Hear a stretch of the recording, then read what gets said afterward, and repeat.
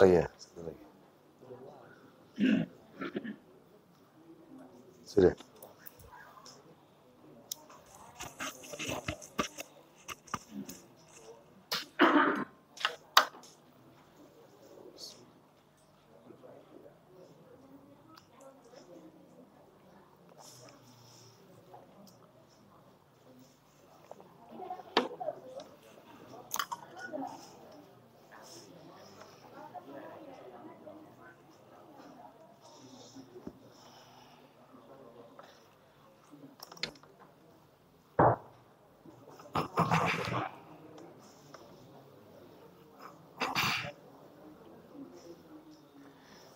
Bismillah.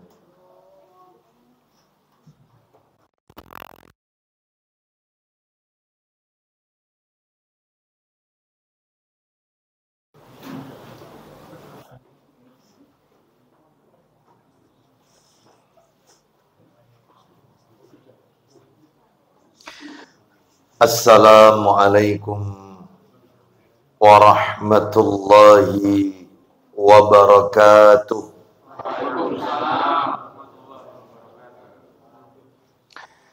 Alhamdulillah alladzi bi ni'matihi tatimmus shalihat wa ashhadu an la ilaha illallah wahdahu la syarikalah wa ashhadu anna Muhammadan abduhu wa rasuluh.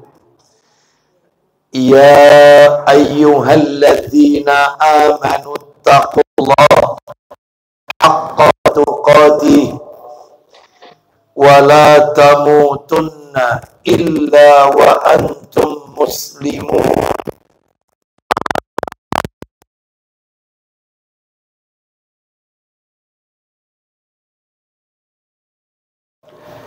Wa khairal hadi hadi Muhammadin sallallahu alaihi wasallam wa syarral umuri muhdatsatuha wa kullu muhdatsatin bid'ah wa kullu bid'atin dhalalah wa kullu dhalalatin finnar. Ikhwan wa akhwati fillah, bapak-bapak, ibu-ibu, kaum muslimin dan muslimah, jamaah salat maghrib dan majelis taklim Masjid At-Tauhid yang semoga dimuliakan oleh Allah Subhanahu wa ta'ala. Puji dan syukur tidak henti-hentinya selalu kita panjatkan kepada Allah Tabaraka wa ta'ala atas segala karunia nikmat yang telah Allah berikan kepada kita.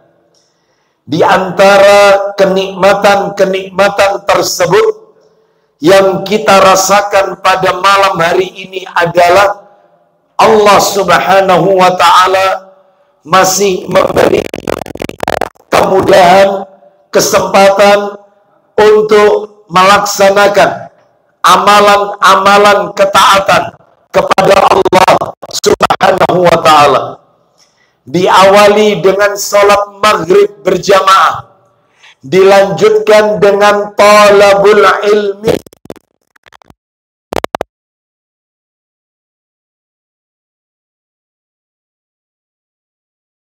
jamaah pula. Semoga rangkaian amal ibadah yang kita lakukan pada malam hari ini semuanya diterima dan diridhai oleh Allah Subhanahu wa ta'ala. Bapak Ibu kaum muslimin dan muslimah rahimani wa rahimakumullah, malam hari ini kita akan melanjutkan materi kita. Seperti biasa, kajian kita di Jumat pekan ketiga ba'da maghrib di Masjid At-Tauhid. Materinya membahas kitab yang ditulis oleh Syekh Muhammad bin Saleh Al-Utsaimin rahimahullah.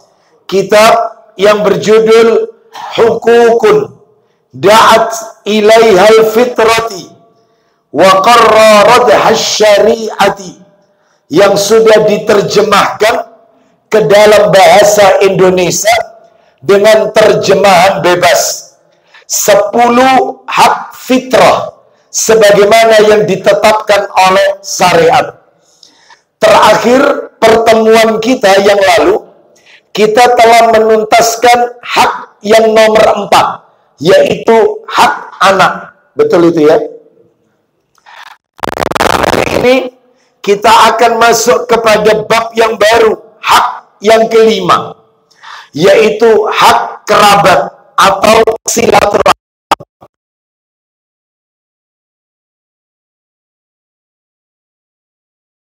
Perpanjang muqaddimah, kita langsung saja. Jadi tema judul besarnya tetap hak kerabat, hak karib kerabat atau silaturahim. Kita bagi menjadi 4 pembahasan supaya enak dalam belajar, urut tidak melebar kemana-mana. Yang pertama, saya akan menyampaikan tentang definisi silaturahim, karena sebagian masyarakat kita terkadang sulit membedakan antara silaturahmi dengan silaturahim. Maka kita akan membahas apa makna definisi silaturahim. Ini yang pertama ini. Yang kedua, saya akan menyampaikan tentang hukum dan keutamaan menjalin silaturahim. Apa hukumnya menjalin kekerabatan? Apa hukumnya menjalin silaturahim? Dan apa pula keutamaannya? Nah, itu materi yang nomor 2, Bapak Ibu sekalian. Yang ketiga, pembicaraan kita tingkatkan, yaitu ancaman. Ancaman bagi mereka yang memutus silaturahim. Apa dampak buruk orang-orang yang memutus silaturahim, qati'ur rahim? Mereka tidak ingin menyambung kekerabatan, mereka tidak ingin bersilaturahim, kepaten obor, dan seterusnya. Maka ini masuk di nomor 3, materi yang ke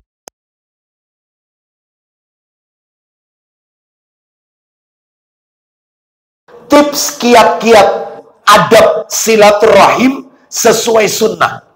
Bagaimana bersilaturahim itu sesuai sunnah Rasulullah Sallallahu Alaihi Wasallam. Dan nanti hak kerabat itu ada di sini, Bapak Ibu sekalian, di materi yang nomor 4 ini. Tips kiat-kiat adab silaturahim sesuai sunnah. Baik Bapak Ibu sekalian, rahimani wa rahimakumullah. Karena waktu kita terbatas, sedangkan yang kita kaji lumayan panjang, maka kita langsung saja yang pertama, makna definisi silaturahim. Rahimani wa rahimakumullah, para alim ulama memberikan definisi silaturahim, banyak definisinya.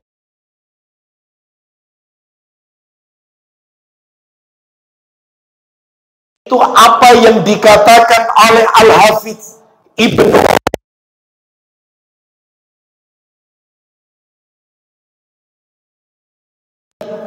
di juz yang ke-10 halaman 505. Mohon maaf, halaman 508 dalam kitab Fathul Bari. Apa kata beliau?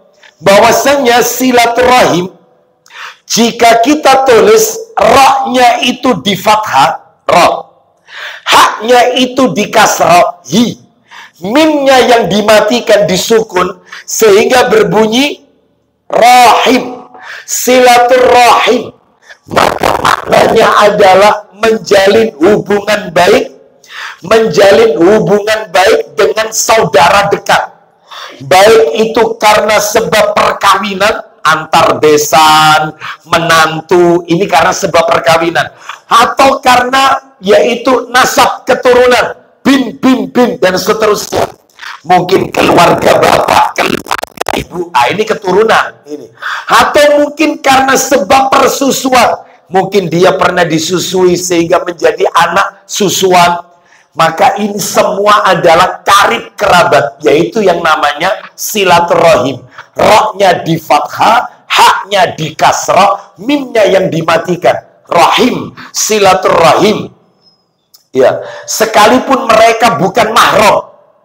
Misalnya adik ipar, ya, misanan, ini bukan mahram, tetapi karena ada ikatan perkawinan, ada ikatan nasab garis keturunan, meskipun bukan mahram, bahkan mungkin tidak saling mewarisi, maka mereka termasuk karib kerabat.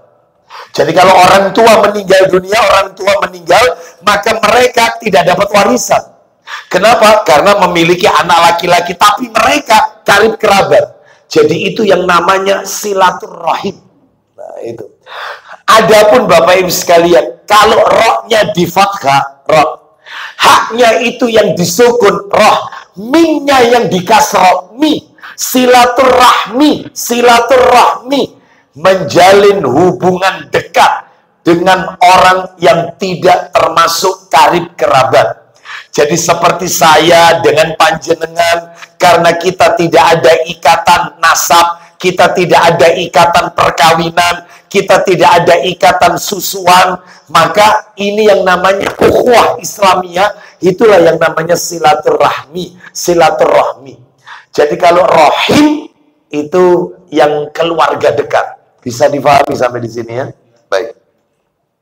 Bapak Ibu sekalian, rahimani wa rahimakumullah. Berarti yang kita bicarakan malam hari ini Ustadz, yang kaitannya dengan karib kerabat keluarga dekat. Ya, kita tidak bicara orang lain.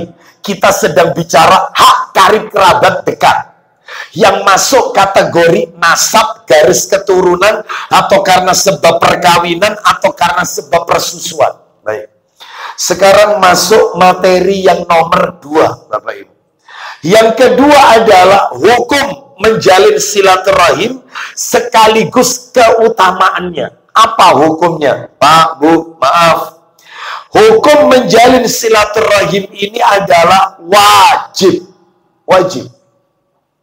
Hukumnya wajib menjalin silaturahim ini.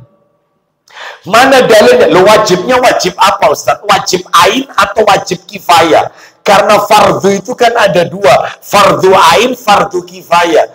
Maka hukumnya fardu ain. Ya. Wajib seperti panjenengan kalau melaksanakan sholat 5 waktu, itu fardu ain. Begitu juga menjalin silaturahim. Mana dalilnya kalau ini termasuk fardu ain? Silaturahim itu menjalin hubungan dengan karib kerabat. Wajib secara mutlak. Maka dalilnya saya beri 2 Bapak Ibu. Yang satu dari Al-Quran, yang satu dari hadis Nabi. Yang dari Al-Quran kita dengarkan firman Allah surat An-Nisa ayat 1 Bapak Ibu. Kita dengarkan An-Nisa ayatnya. Allah Ta'ala berfirman surat An-Nisa ayat yang pertama, wahai manusia, bertakwalah kepada Tuhanmu yang telah menciptakan kamu dari diri yang satu, yaitu Adam. Dan Allah menciptakan pasangannya, yaitu Hawa, dari dirinya. Dan dari keduanya, Allah memperkembangbiakan laki-laki dan perempuan yang banyak. Bertakwalah kepada Allah yang dengan namanya kamu saling meminta. Nah, sekarang poinnya. Dan peliharalah hubungan kekeluargaan. Sesungguhnya Allah selalu menjaga dan mengawasimu. Berarti di dalam ayat ini Allah memerintahkan kita untuk menjalin silaturahim. Berarti kalau ini perintah, hukum asal perintah wajib Bapak Ibu. Itu kaidah itu sudah. Hukum asal perintah itu wajib. Berarti menjalin silaturahim wajib. Wajibnya wajib ain. Itu dalil yang pertama. Saya akan janji memberikan 2 kali hadis Nabi. Riwayatnya adalah riwayat Ibnu Hibban. Dari dalam kitab sahihnya Sahih Ibnu Hibban, nomornya 436. Ibnu Hibban nomor 436, bersumber dari, dia berkata, Rasulullah Sallallahu Alaihi Wasallam ketika menjelang ajal, nah, pada saat Nabi akan meninggalkan kita semua, ternyata kalimat terakhir yang didengar oleh para sahabat, yang keluar dari lisan Nabi selama ini yang sering kita ketahui adalah Nabi sebelum wafat kan mengucapkan as-salah, as-salah wa ma malakat aimanukum, salatlah, salatlah, dan jagalah budak-budak kalian. Jangan zalim dengan karyawan, maksudnya begitu. Jangan zalim dengan bawahan. Ya, maksudnya begitu. Tetapi ini ada lagi tambahan riwayat Ibnu Hibban. Ternyata Nabi juga tidak wasiat salat toh. Ternyata Nabi berwasiat arhamakum, arhamakum. 2 kali Nabi mengucapkannya. Bersilaturahimlah kalian, bersilaturahimlah kalian. Masya Allah. Ini menunjukkan dalil kepada kita wasiat terakhir Nabi bukan zakat, bukan puasa Ramadan, bukan haji ke Baitullah. Wasiat terakhir Nabi sebelum beliau meninggalkan kita, 1, sholat. 2, tidak boleh zalim dengan budak. Nah, karena di negeri kita tidak ada perbudakan, maka dalam hal ini pembantu rumah tangga PRT, TKW, TKI ini bukan budak. Budak itu ada kalau terjadi konflik. Nah, adapun sebagian ulama mengatakan, maka dalam hal ini juga kita tidak boleh zalim dengan orang-orang yang bekerja dengan kita. Yang ketiga adalah menyambung silaturahim. Ini wasiat. Lah yang namanya wasiat wajib dijalankan. Kita saja kalau punya orang tua, sebelum meninggal dia wasiat kepada kita anaknya, selama wasiatnya tidak bertabrakan dengan Al-Quran, wajib diikuti wasiat, dilaksanakan wasiat. Selama tidak bertentangan dengan Al-Quran dan sunnah Nabi Sallallahu Alaihi Wasallam. Lah ini wasiatnya manusia terbaik sejagat alam raya, Rasulullah Sallallahu Alaihi Wasallam. Wasiatnya silaturahim. Nah, ini ya, berarti wajib hukumnya. Sekarang saya yakin Bapak Ibu sudah gak sabar ingin tahu apa keutamaannya, supaya kita lebih termotivasi lagi untuk menjalin silaturahim, supaya kita terhindar dari istilah kepaten obor. Nah, iya. Gak wawu sak duluran, supaya terhindar dari itu. Apa yang bisa kita ketahui keutamaannya? Banyak. Di antaranya yang bisa kami sampaikan keutamaannya silaturahim adalah yang pertama ya, keutamaan yang pertama ini. Keutamaan ini dari materi yang nomor 2. Hukum dan keutamaan. Apa keutamaan silaturahim? Yang pertama adalah menjalin silaturahim merupakan bukti keimanan seorang hamba kepada Allah. Bukti keimanan. Pak, Bu, maaf. Yang namanya orang beriman itu bukan hanya sekadar klaim di lisan. Iman itu tidak cukup keyakinan dalam hati. Nggak cukup. Lisan, hati. Nggak cukup. Iman itu butuh direalisasikan. Makanya orang yang mengaku beriman bukan sekadar lisan, bukan sekadar keyakinan dalam hati, tapi mana buktimu? Ya. Lah salah satu bukti keimanan silaturahim. Loh, dalilnya di mana? Dalilnya adalah disebutkan di dalam kitab Sahih Targhib wa Tarhib. Sebenarnya kitabnya saya bawa, saya bacakan aja. Jilidnya jilid 5, kebanyakan 5. Karena jilid 5 itu khusus banyak membahas silaturahim di sini. Kita bacakan dari Abu Hurairah radhiyallahu anhu, dia berkata, nomornya ya, Sahih Targhib wa Tarhib nomor 2518. 2518. Saya baca dari sahabat Abu Hurairah radhiyallahu anhu, dia berkata, Rasulullah sallallahu alaihi wasallam bersabda, "Man kana yu'minu billahi wal yaumil akhir falyukrim dhaifah." Saya artikan dulu. Barang siapa yang mengaku beriman kepada Allah, berarti rukun iman nomor 1. Dan hari akhir, berarti rukun iman nomor 5. Saya ulang lagi. Barang siapa yang mengaku beriman kepada Allah dan hari akhir, hendaklah dia memuliakan tamu-tamunya. Berarti iman kepada Allah, rukun iman nomor 1, dan iman kepada hari akhir, rukun iman nomor 5, itu bukan sekedar di lisan tok, bukan hanya keyakinan dalam hati, tapi wujudkan dalam bentuk amalan. Apa itu? Muliakan tamu-tamu.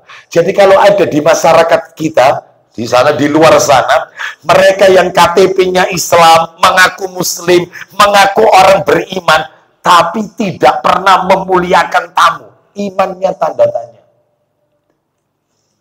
Imannya tanda tanya. Ya. Kan ada orang itu tidak suka ditamui, gak seneng didayoi, tapi seneng dayo.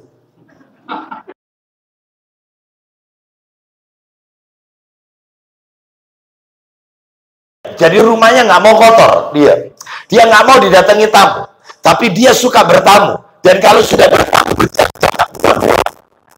itu toples itu dipangku sama dia. Baik, Bapak Ibu sekalian, maka yang seperti ini imannya perlu dipertanyakan. Imannya, kenapa? Imannya cuma sekedar lisan, imannya cuma sekedar keyakinan dalam hati, tapi tidak dibuktikan dengan amalan. Nah ini kurang ini ya. Terus kaitannya silaturahim, hadisnya belum kelar Bapak Ibu, karena masih koma ini. Wa man kana yu'minu billahi wal yaumil akhiri falyasil rahimah. Dan barang siapa, masih seperti itu, yang mengaku beriman kepada Allah dan hari akhir, hendaklah dia menyambung tali silaturahim. Jadi kalau ada di luar sana, Islamnya mengaku Islam, KTP-nya Islam, mengaku orang beriman, tapi ribut sak duluran, ya, iri sak duluran, ya, entah karena warisan, entah karena usaha keluarga yang dikelola tapi tidak transparan, sehingga mereka ribut, ya, seperti itu, tidak mau silaturahim, maka imannya tanda tanya, imannya tanda tanya. Ya. Oleh karena itu, maka dalam hal ini iman itu butuh direalisasikan. Berarti keutamaan yang pertama silaturahim ini sebagai bukti keimanannya. Nah itu sebagai bukti. Kita lanjut keutamaan yang nomor 2. Nah ini Bapak Ibu sering mendengar ini, sering kali mendengarkan ini. Apa itu? Yang kedua adalah keutamaan silaturahim. Yang kedua, yaitu menjalin silaturahim merupakan kunci rizki. Rizkinya dilapangkan oleh Allah. Kunci rizki. Ya. Mana dalilnya? Silaturahim itu sebagai, kalau di bahasa Arab kan, mafatihur rizq.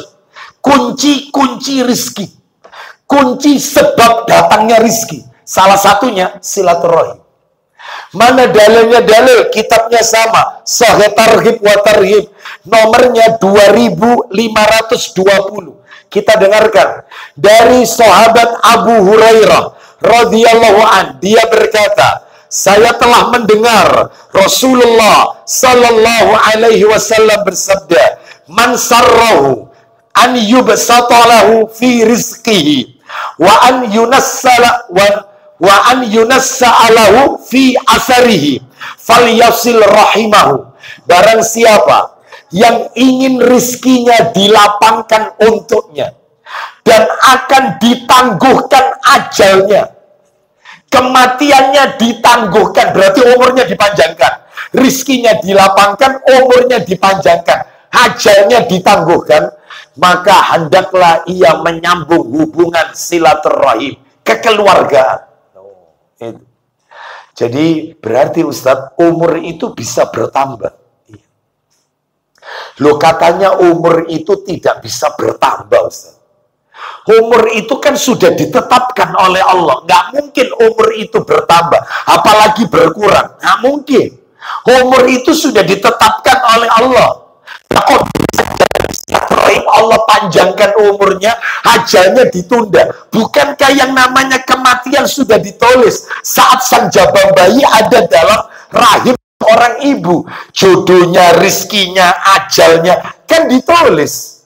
Berarti kan sudah ditetapkan. Apa bisa berubah? Bisa, Bapak Ibu. Bisa.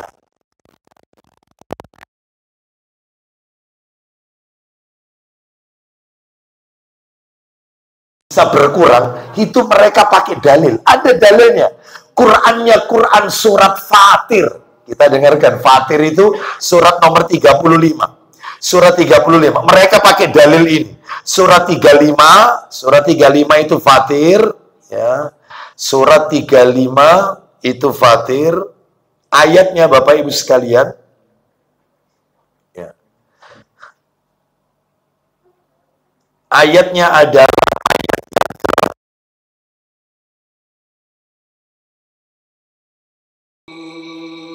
Allah Ta'ala berfirman, Fatir ayat 11. Dan Allah menciptakan kamu dari tanah, kemudian dari air mani, kemudian Dia menciptakan kamu berpasang-pasangan laki-laki dan perempuan. Tidak ada seorang perempuan pun yang mengandung dan melahirkan, melainkan dengan sepengetahuannya. Dan tidak, nah ini poinnya di sini, dan tidak dipanjangkan umur seseorang, dan tidak pula dikurangi umurnya, melainkan sudah ditetapkan dalam kitab Lauhul Mahfuz. Umur nggak bisa tambah, umur nggak bisa berkurang. Baik, kita hormati pendapat yang mengatakan demikian. Tapi ada dalil yang lain, umur bisa bertambah. Loh, dalilnya di mana? Satu, dalilnya suratnya sama.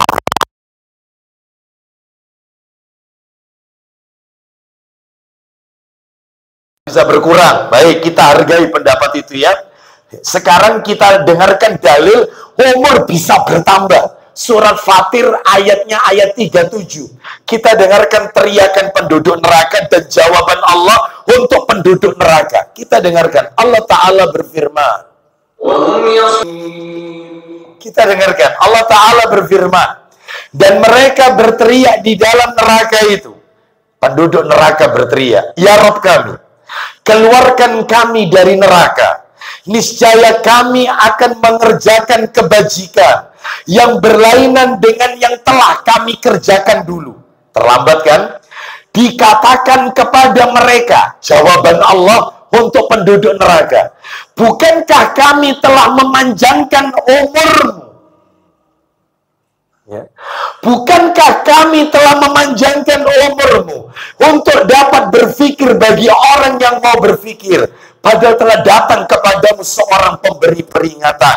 Maka rasakanlah azab kami, dan bagi orang yang zalim tidak ada seorang penolong pun. Bapak Ibu sekalian rahimani wa rahimakumullah, di dalam ayat ini seakan-akan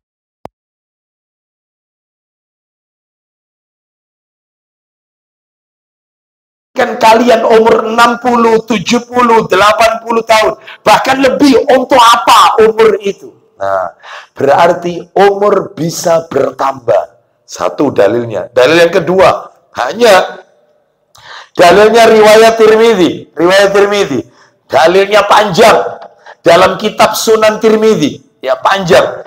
Kalau tidak salah Bapak Ibu sekalian, hadis Tirmidzi itu nomornya itu nomor 3000-an. Yaitu nomor disebutkan nomor 3000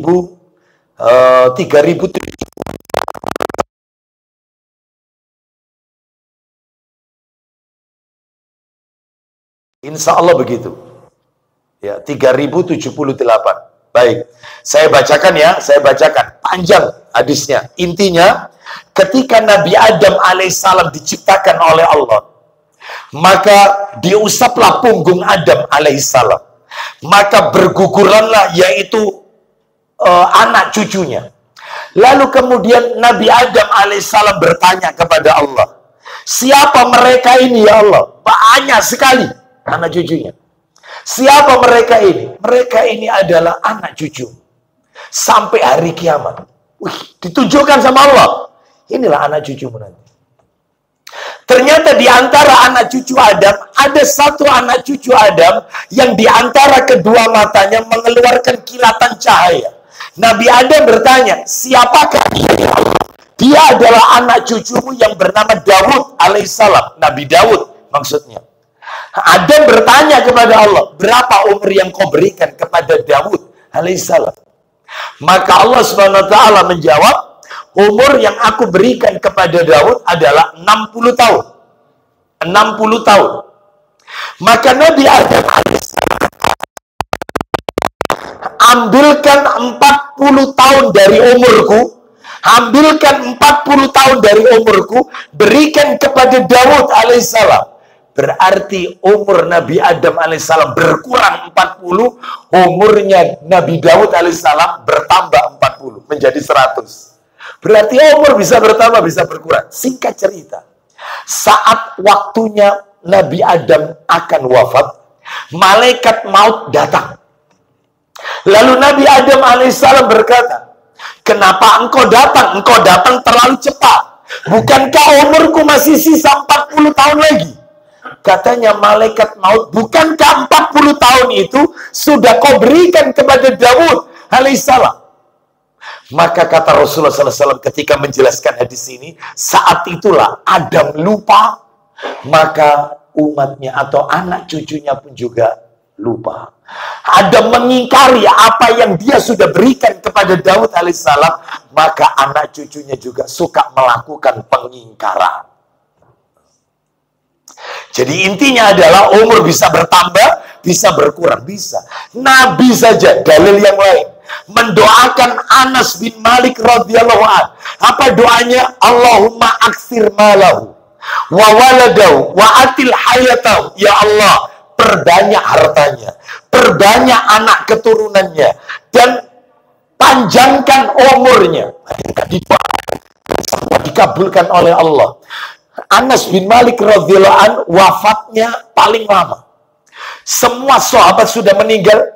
Sahabat yang terakhir wafat Anas bin Malik meninggal di kota Basrah, yaitu Irak, tahun 93 Hijriah. Jadi ketika Anas bin Malik radhiyallahu an wafat, maka lahir di muka bumi sosok ulama besar Malik bin Anas. Yang meninggal Anas bin Malik yang lahir di tahun yang sama, yaitu 93 Hijriah, yaitu Malik bin Anas. Nah, jadi ini nggak ada kaitannya ya. Ini baik, nggak ada kaitannya. Anas bin Malik sahabat. Baik, kita lanjutkan. Ternyata hartanya banyak, umurnya panjang, ya, panjang. Meninggal kalau tidak salah 104 tahun usianya. Anaknya 106. Ya, istri 1. Setiap 6 bulan sekali melahirkan istrinya. Masya Allah. Ya, berkat keberkahan doa Rasulullah Sallallahu Alaihi Wasallam. Ya, baik, kita lanjutkan. Jadi kalau begitu umur bisa panjang. Makanya dalam hal ini kita rajin silaturahim, karena Allah akan memberikan rizki kepada kita dan Allah akan memanjangkan umur kita sesuai dengan apa yang dikehendaki oleh Allah Subhanahu wa taala. Berarti kalau begitu takdir itu bisa berubah. Ya, bisa. Takdir kan ada 4. Ada takdir azali, ada takdir umri, ada takdir sanawi, ada takdir yaumi. Takdir azali itu ketetapan Allah 50.000 tahun sebelum Allah menciptakan langit dan bumi. Dan itu sudah tertulis sampai hari kiamat, tertulis lengkap siapa yang masuk surga, siapa yang masuk neraka, komplit lengkap. Ditulis sampai kiamat. Dan itu tersimpan di Lauhul Mahfuz, tersimpan. Itu namanya takdir azali. Dan kalau ditanya, makhluk apa pertama kali yang diciptakan Allah? Bukan jin, bukan iblis, bukan. Makhluk yang pertama kali Allah ciptakan adalah al-qalam, pena. Makanya Allah menyuruh kepada pena, tulis. Maka pena berkata, apa yang harus kiamat? Lah itu yang namanya takdir azali, tersimpan. Baik. Yang kedua, takdir umri. Takdir penetapan Allah saat bayi ada dalam kandungan 4 bulan, 120 hari usia kandungan. Di saat itulah ajalnya, rizkinya, jodohnya, semuanya ditulis. Lalu yang bisa berubah yang mana? Nanti saya jelaskan. Nomor 3, takdir sanawi, tiap tahun.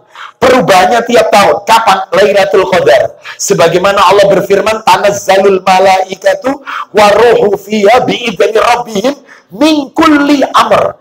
Malam itu seluruh malaikat turun, Jibril juga turun, menetapkan urusan manusia untuk 1 tahun ke depannya. Jadi tiap tahun. Yang keempat, lah ini yang merinding. Ada takdir namanya takdir yaumi. Yaitu sebagaimana firman Allah surat Ar-Rahman, surat nomor 55 ayat 29. Yang inti artinya, setiap hari Allah dalam kesibukan.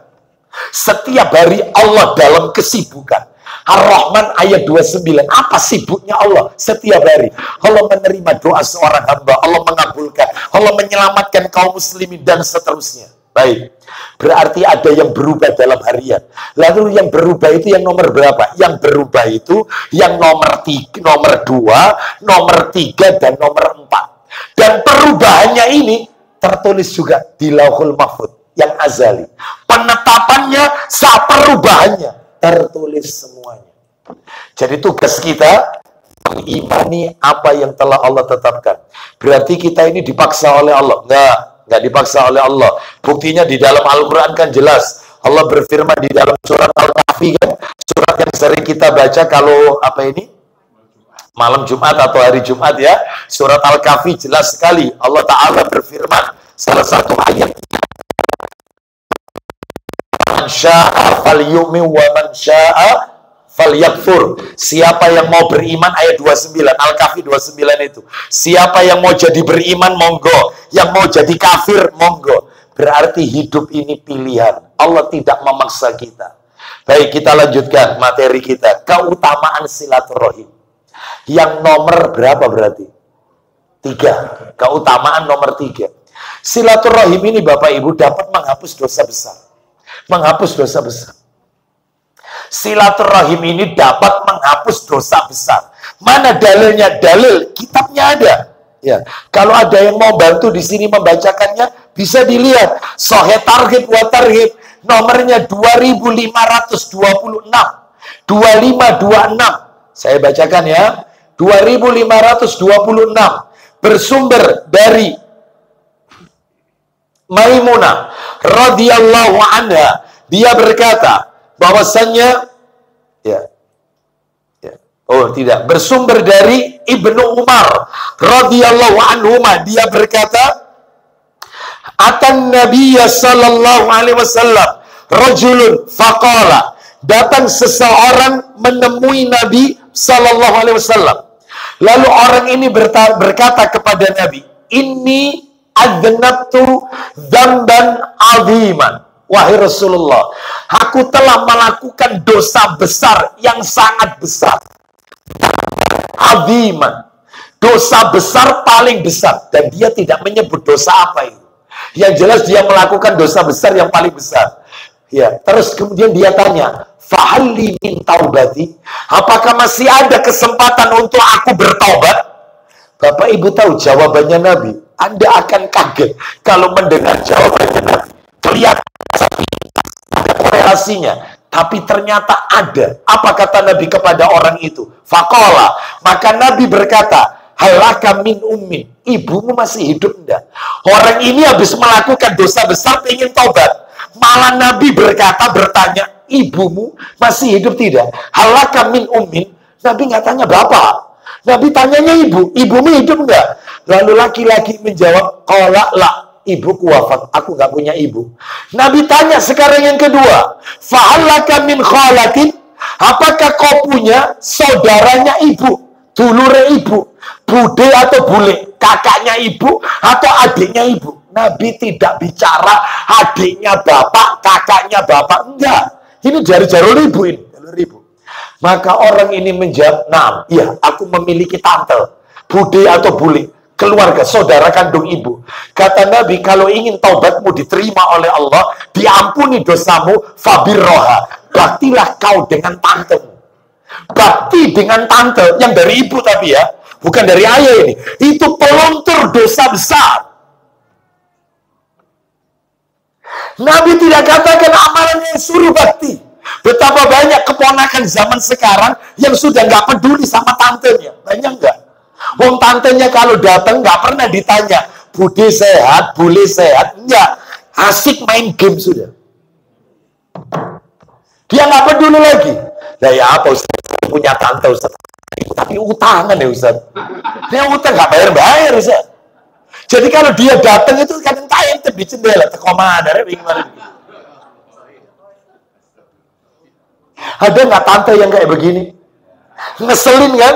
Tapi itu adalah pintu di mana dosa kita diampuni oleh Allah. Sekalipun dia punya tabrak akhlak yang buruk, Anda tetap silaturahim. Karib kerabat ini, bukan orang lain ini. Ya. Nanti kita akan lanjutkan. Saya lanjutkan sedikit. Jadi intinya adalah silaturahim itu peluntur dosa besar, Bapak Ibu sekalian. Terutama yang dari jalur ibu.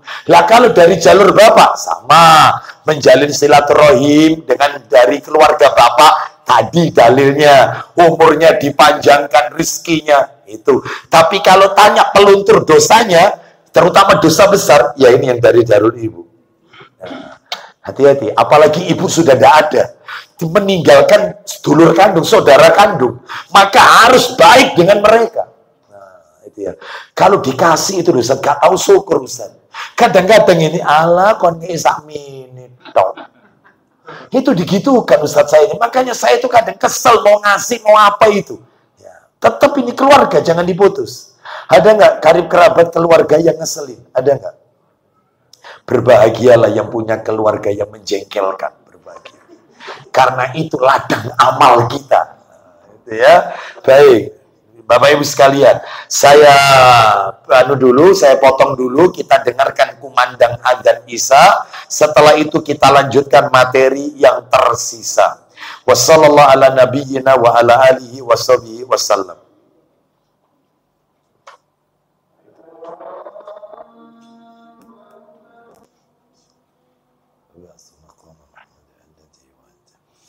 Alhamdulillah. Wassalatu wassalamu ala rasulillah wa ba'd. Kita lanjutkan Bapak Ibu sekalian. Kita masih berada pada materi yang nomor 2. Hukum dan keutamaan silaturahim. Dan keutamaan silaturahim sudah 3 poin yang sudah kami sampaikan. Yang pertama, sebagai bukti keimanan kepada Allah. Yang kedua, menjalin silaturahim merupakan kunci rezeki. Yang nomor 3, barusan kita tuntaskan. Nomor 3, menjalin silaturahim merupakan penghapus dosa besar. Saya tambahkan 1. Yang keempat, sebagai materi kedua yang terakhir, sebelum kita menginjak materi ketiga, keutamaan silaturahim dari sekian banyak keutamaan Bapak Ibu ya. Ini cuman kami sebutkan beberapa saja. Yang keempat adalah Allah Subhanahu wa Ta'ala akan memberikan pertolongan kepada orang yang menjalin silaturahim. Allah akan memberikan pertolongan kepada siapa saja orang-orang yang menjalin silaturahim. Mana dalilnya? Nah, ini ada sebuah kisah ya yang menarik yang disampaikan oleh Abu Hurairah radhiyallahu anhu.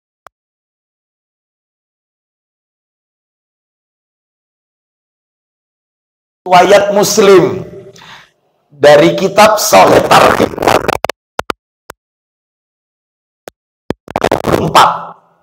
2534. Saya baca dari Abu Hurairah radhiyallahu anna rajulan qala, seseorang berkata kepada Nabi, ya Rasulullah, inna li qarabatan.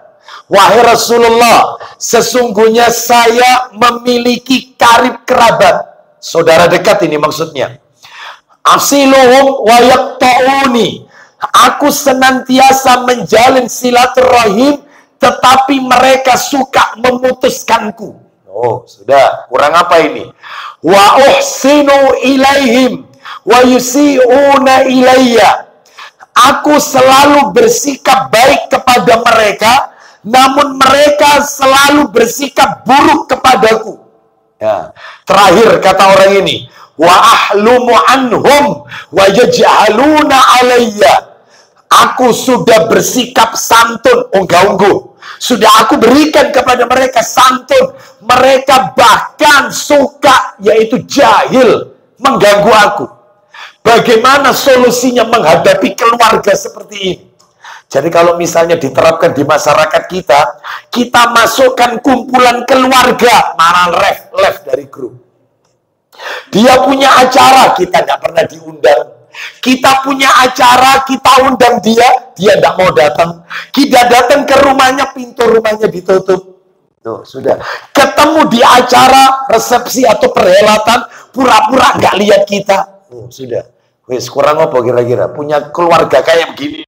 Ya. Itu gimana solusinya menghadapi keluarga kayak begini? Bapak Ibu tahu jawabannya Nabi. Jawabannya ini begini. Nah ini. Faqala, maka Rasulullah SAW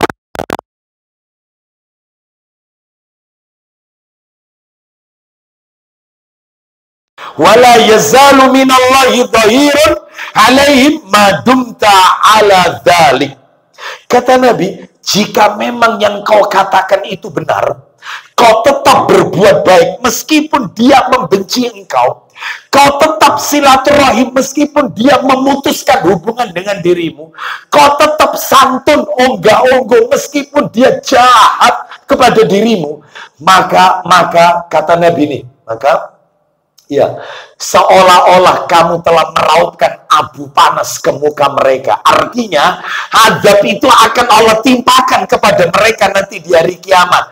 Dan engkau akan diberikan pertolongan oleh Allah dalam menghadapi mereka. Kitanya ditolong, dianya dapat azab.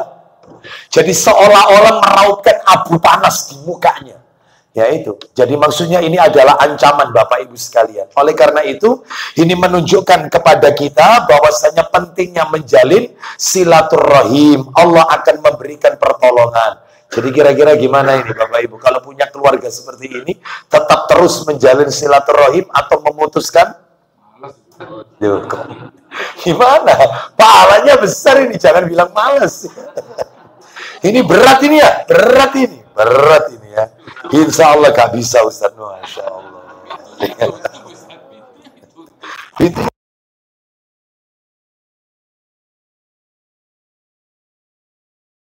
Ustaz, ya. Baik, kita lanjutkan. Sekarang materi nomor 3. Ancaman dampak buruk orang yang suka mutus silaturahim. Jadi nggak mau kumpul keluarga. Jadi kalau diadakan acara keluarga silaturahim itu pilih-pilih. Kalau yang ngundang yang punya acara keluarga sing sugih datang dia. Tapi kalau yang miskin, wah ada aja alasannya. Kau untuk parkiri. Ya. Omai sempit. Ya. Parkirnya ado. Ya. Macem-macem. Ya. Intinya nggak mau kumpul. Ada nggak pilih-pilih kayak gini? Ada. Ya sebagian. Sebagian besar apa sebagian kecil? Bapak Ibu sekalian rahimani wa rahimakumullah. Gimana ini ancamannya? Yang pertama adalah ancamannya. Yang pertama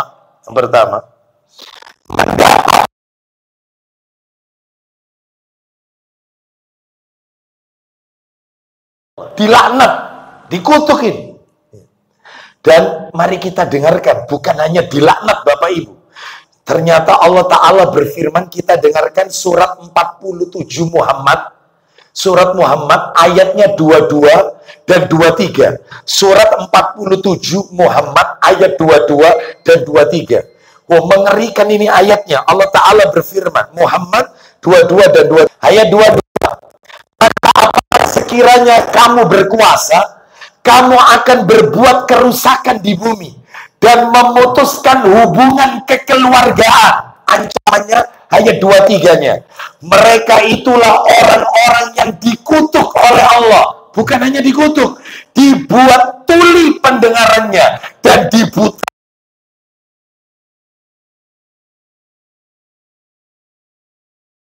tampilan manusia di akhirat. 10 tampilan manusia di akhirat. Jadi ada orang itu bangkit dari kubur, itu bentuknya bentuk babi sama kera.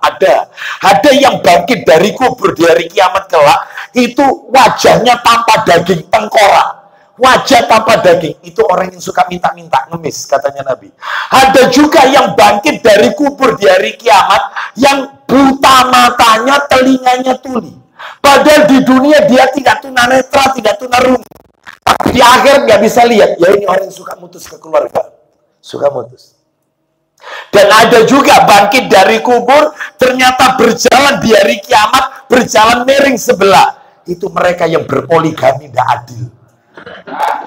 Itu kata Nabi. Pokoknya 10 tampilan. 10 tampilan. Saya baru nyebut berapa tadi. Ada yang leher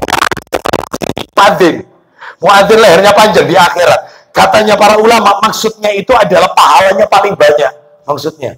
Ada lagi yang dia yaitu berlumuran darah, ya, tapi berbau kesturi, yaitu orang-orang yang mati syahid. Banyak ada 10 tampilan. Ya. Yang 7 konotasinya jelek, tercela, yang 3 yang bagus. Nah, itu ya. Salah satunya pemutus silaturahim, matanya buta, telinganya tuli, dilaknat oleh Allah. Na'udzubillah min dzalik. Maka ini ancaman pertama, ini keras. Terus lagi kita lihat hukumannya dulu. Nomor 2, hukumannya adalah yaitu disegerakan oleh Allah azabnya di dunia dan di akhirat.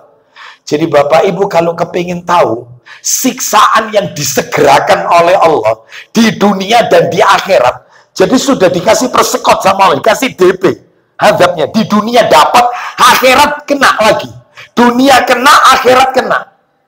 Itu saya punya judul juga kajian, yaitu 9 dosa yang azabnya disegerakan.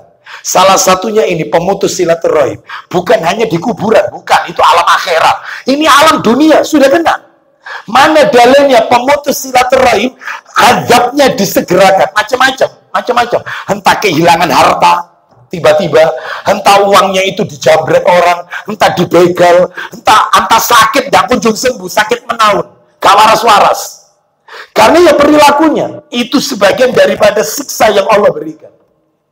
Nah, azabnya dunia dan akhirat, macam-macam bentuk azabnya. Mana itu dalilnya? Dalilnya adalah dalam kitab Sahih Targhib wa Tarhib nomor 2537. 2537. Kitabnya ada di samping saya. Semuanya di sini, di jilid 5 ini. Saya baca dari dia berkata, Rasulullah sallallahu alaihi wasallam bersabda, "Ma min dzambin ajdaru an yu'ajjilallahu li sahibil uqubati fid dunya ma'a ma yaddakhiru lahu fil akhirah." Saya terjemahkan dulu. Tidak ada dosa yang lebih pantas untuk disegerakan, ditimpakan hukumnya, ya, hukumannya oleh Allah di dunia, di samping hukumannya disiapkan untuk akhirat. Dunia dapat, akhirat dapat. Kecuali adalah yaitu minal bagyi wa qati'atir rahim. Dosa yang pertama dosa zalim, syirik maksudnya, dosa syirik. Yang kedua dosa memutus hubungan kekerabatan. Itu azabnya disegerakan.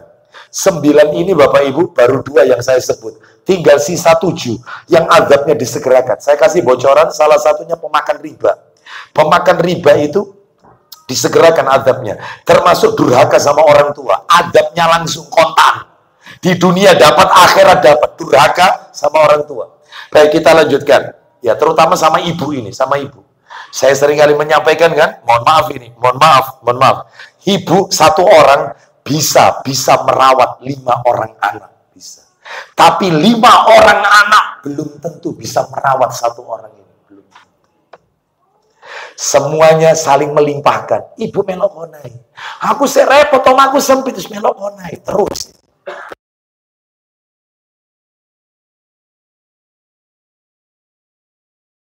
Nah, sampai sukses semua. Tapi 5 orang anak belum tentu bisa merawat 1 orang ini, belum tentu. Ya, baik. Jadi ini besarnya jasanya ibu. Ya, baik, kita lanjutkan. Maka jangan durhaka dengan orang tua.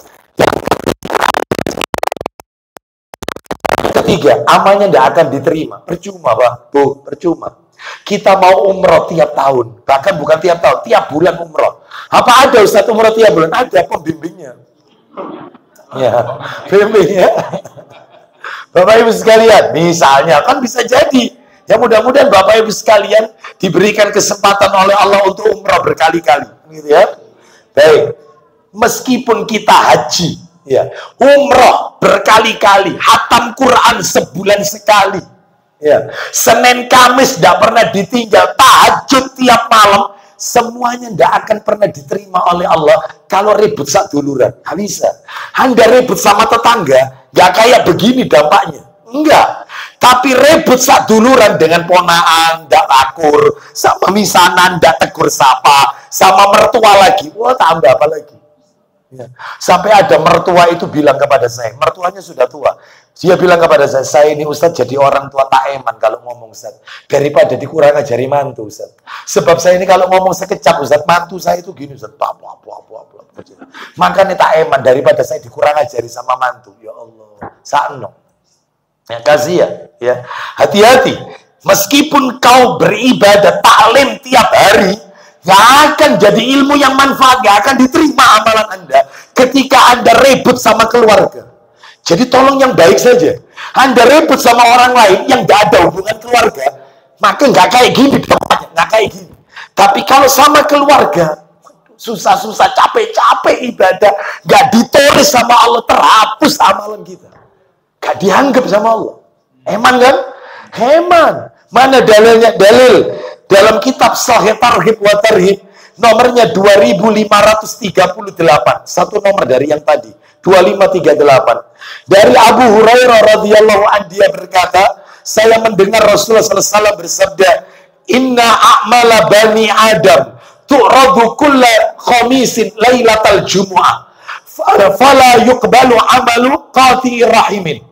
Sesungguhnya amal perbuatan anak cucu Adam itu akan ditampakkan, dilaporkan kepada Allah tiap hari Kamis malam Jumat. Maka tidaklah diterima amalan orang yang memutus silaturahim, nggak diterima. Sepekan kita kumpulkan ya Jumatan, ya semuanya. Jumatan pekan yang lalu, Jumatan ya bakti.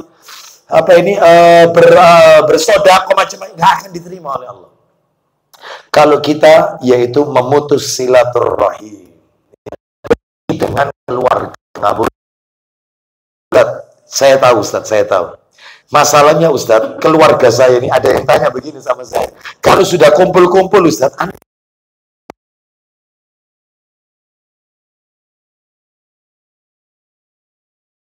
yang mau ketempatan, akhirnya sudah nggak pakai keluar uang, sudah rame-rame siapa yang punya kumpul. Cuman masalahnya Ustaz, begitu kumpul-kumpul, ya, mereka itu baca zikir-zikir, solawat-solawat yang Nabi tidak ajarkan. Lah saya sudah taklim. Ya, gimana Ustaz? Jadi ya lebih baik aku tekoi akhir-akhir, katanya selesai acara saya datang.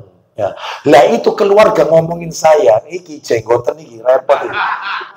Ya, semenjak melo iki Wahabi malah gak seneng ambil kumpul keluarga tekoi telat-telat, gak tahu gak melu zikir, gak melu maca sholawatan. Ya, ambil wong tua gak bakti. Repot Ustaz. Ya apa ini? Ya, maka dalam hal ini antum datang boleh, tapi jangan ikuti ritualnya. Datang aja, jangan ikuti ritualnya. Seperti itu ya. Dalam hal ini dalam menjaga kekerabatan. Wallahu a'lam wa bishawab. Baik, kita lanjutkan. Sekarang yang terakhir. Nah, penutup materi terakhir.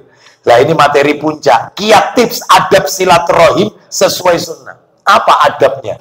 Haknya mereka apa yang harus kita penuhi? Kan hak karib kerabat. Apa adabnya? Satu, yang pertama ini. Yang pertama adalah adabnya.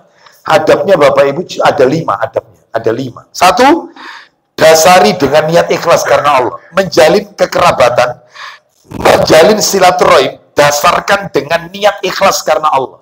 Tanamkan karena Allah. Jangan ada tendensi apapun.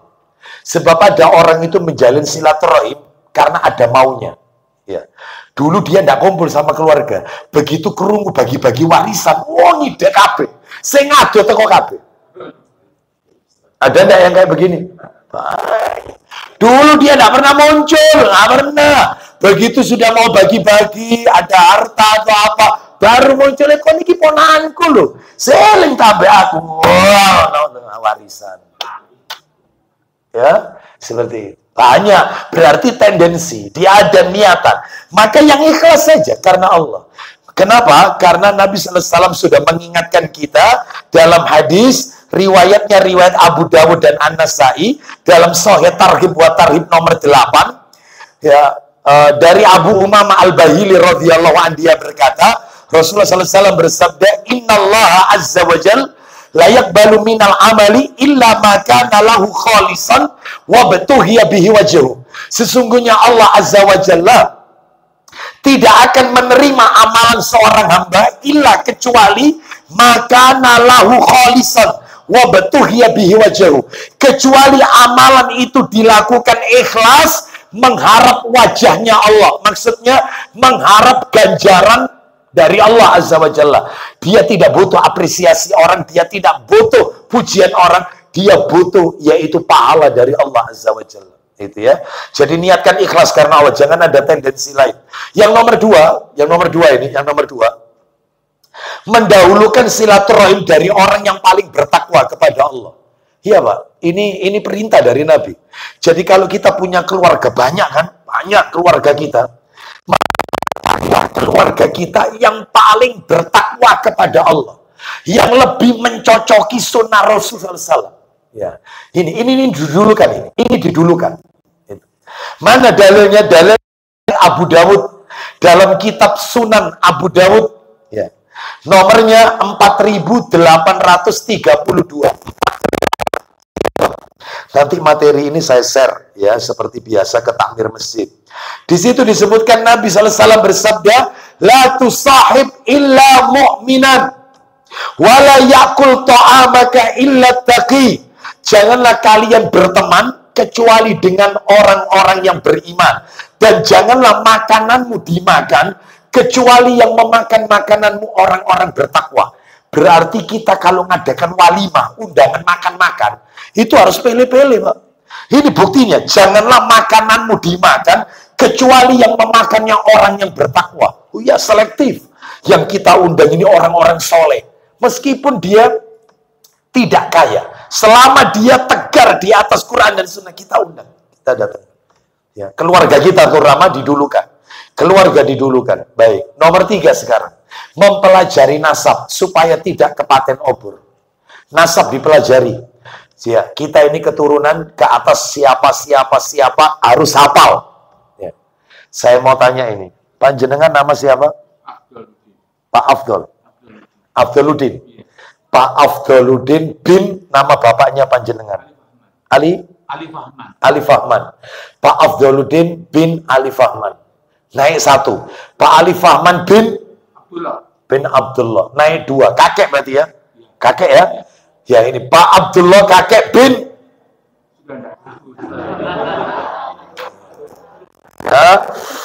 Ya, baru naik 2 ini kakek. Padahal bapaknya kakek ada enggak? Ada mestinya. Apalagi orang dulu itu kadang-kadang anaknya.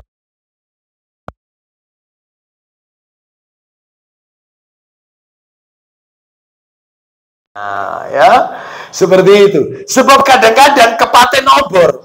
Ya, kepaten obor. Pernah terjadi seperti ini. Ya, saya pernah ceritakan itu. Saat ada acara resepsi pernikahan, saya duduk di tengah, saya diapit oleh 2 laki-laki. Yang di sebelah kiri saya tanya kepada saya, Pak Ustadz, dalamnya tempundi, rumahnya di mana? Saya di Sepanjang. Loh, Sepanjang mana? Saya keledek. Oh iya, lah panjenengan asli mana? Saya itu asli Pasuruan Ustadz, tapi tinggal saya itu. Loh, Pasuruannya mana? Pasuruannya itu ini. Rupanya dialog saya dengan orang sebelah kiri itu didengarkan saya. Belum selesai obrolan kita, langsung dipotong. Saya dengan orang yang di sebelah kiri saya. Maaf, tak potong dulu Pak Ustadz ya. Panjenengan tadi mana? Pasuruan mana?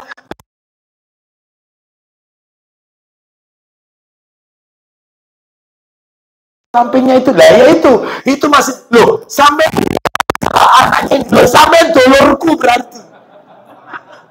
20 tahun nggak ketemu di situ. Jadi rangkulan berdua ini di depan saya. Masya Allah, ini yang namanya kepaten obor. Sampai tak delein doang dia itu ternyata. Ketemu kan?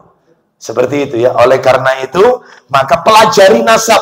Ya, mana dalilnya? Dalil Sahih Targhib wa Tarhib nomor 2520. 2520 Nabi bersabda, ta'allamu min ansabikum ma tasiluna bihi arhamakum. Pelajarilah nasab garis keturunan kalian yang dengannya kalian dapat menyambung silaturahim nasab kita, ya. Dan jangan terlalu berbangga-bangga dengan nasab, ya. Saya itu Pak Ustadz, ya. Saya itu Pak Ustadz, saya itu keturunannya Rasulullah yang ke sekian puluh, Ustaz. Kok ada keturunannya Rasul terus terdampar di kletek itu? Ada. Itu loh, ya. Itu. Karena di rumahnya itu ada ini daun-daun itu, ya. Ini cabang-cabang itu. Mulai dari atas Rasulullah SAW. Turun ke bawah, seret-seret dari bawah. Terakhir namanya dia muncul, lu. Ya, Masya Allah, ya, seperti itu. Gak usah. Terus memangnya kalau keturunannya Rasulullah bebas masuk surga begitu, bebas dari neraka, langsung masuk surga? Enggak. Semua dilihat dari amalannya, Bapak Ibu. Kita lanjutkan nomor 4. Nomor 4, membalas keburukan dengan kebaikan. Nah, ini balaslah keburukan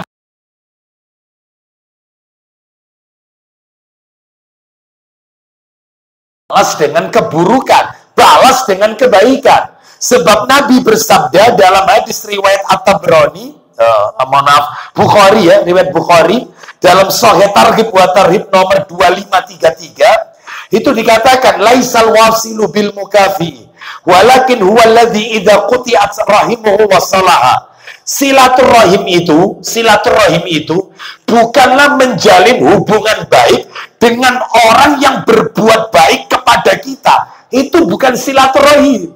Kata Nabi, silaturahim itu adalah menjalin hubungan baik dengan keluarga kita yang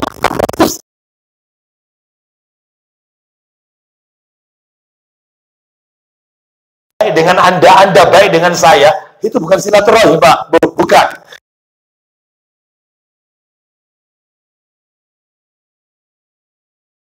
Saya tidak mau menyapa Anda, saya tidak mau memenuhi undangan Anda, saya sering mengganggu Anda, sering mencoreng nama baik Anda sering kali tak rasani, tak fitnah, tapi Anda tetap baik kepada saya. Itu silaturahim. Sanggup? Insya Allah gak sanggup. Ayo, berat ini. Berat, ya. Insya Allah sanggup. Harus sanggup, ya. Itulah hakikatnya silaturahim.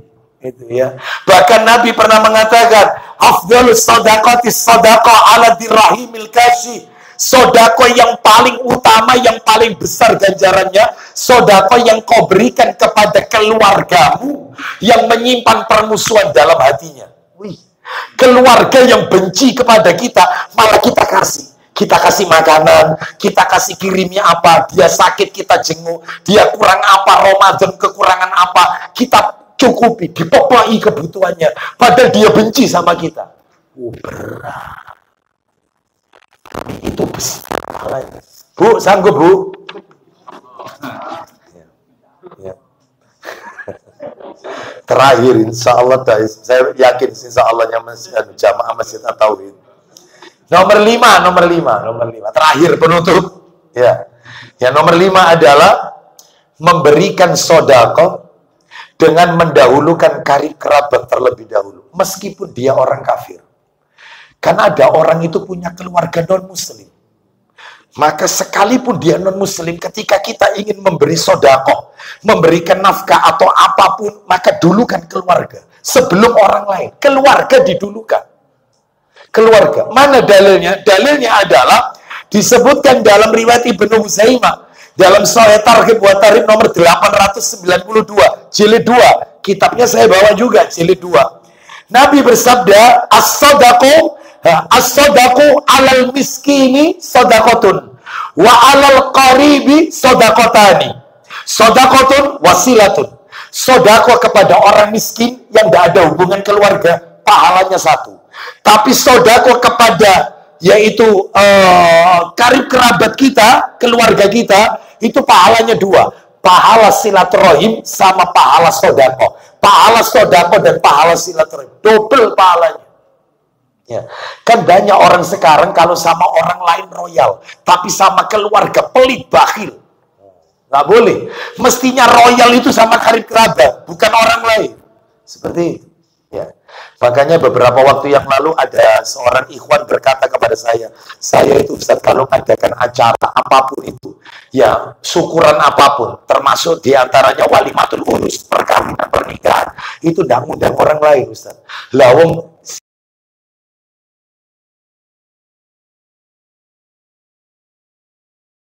itu keturunannya 400. Se-Indonesia kalau dikumpulkan Ustaz, datang semua kalau Idul Fitri halal bihalal. Makanya kita ini kalau halal bihalal itu nyewa gedung atau nyewa hotel. 400 toh ini Ustaz, dari 4 nenek, dulur-dulurin nenek ini keturunannya sudah 400. Jadi tidak ada orang lain di sini. Saya waktu itu disuruh ngisi kajian soalnya tentang silaturahim. Jadi tidak ada orang lain ini. Masya Allah, ya benar. 400 ya. Jadi ini menunjukkan keluarga besar. Nah ya kayak gini kan enak lihatnya, rukun gitu ya, kumpul semuanya. Terus kemudian, nah ini terakhir, saya kasih dalil terakhir, dalil penutup, pentingnya kita, apa itu? Disebutkan dalam kitab Sahih Targhib wa Tarhib, nomornya 896. Ma min dhi rahimin, ya'ti dha rahimihi, fas'aluhu fadlan, a'tahu iyyahu. Fayabkhalu alaihi. Tidaklah seorang kerabat mendatangi kerabatnya. Seseorang mendatangi keluarganya. Lalu dia minta kelebihan yang Allah berikan kepada keluarganya. Lalu dia pelit, tidak memberi keluarganya. Pelit. Ya. Maka kata Nabi, illa akhrajallahu lahu min jahannam hayyatan yuqalu la syuja' yatalammadhu fayutawwaqu bihi. Melainkan Allah akan mengeluarkan untuk orang itu nanti di jahanam seekor ular yang diberi nama syuja, ular besar, syuja namanya, yang mendesis dengan lidahnya dan melilit orang itu. Jadi jangan pelit sama keluarga. Kadang-kadang kalau sama orang lain, Pak ini butuh proposal masuk, begitu ponaan, tolong Pak ini tidak bisa ikut ujian, tidak bisa apa ini nanti tidak bisa ikut ujian karena